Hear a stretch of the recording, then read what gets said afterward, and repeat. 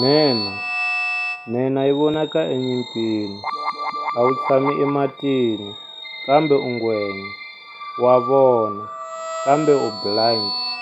A wu khandlele, kambe u rivoni. A wu wa le vuhosini, kambe u nghala.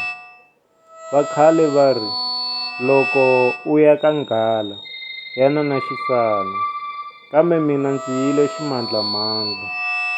Ndzi laha ndzi nga kona hi mhaka ya wena. A ndzi tshami chavela gaza, kambe ndzi chavile ku ku byela leswaku u nhenha ya mina.